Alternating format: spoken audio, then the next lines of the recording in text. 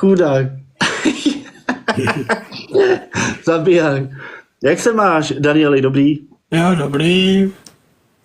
Ty vole, co jsi zase dělal, ty vole, tady máš to, červený. Jo, tady. vím, to mi to vždycky stane tohle.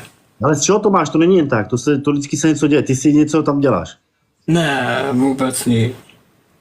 Ráno si vstal, ráno si, Tak holím vousy. si holíš vousy? No, Tak tam žádný nemáš, synku. ale trochu jo. A jo. No. A jaký jsi měl dneska den, co jsi měl k večeři?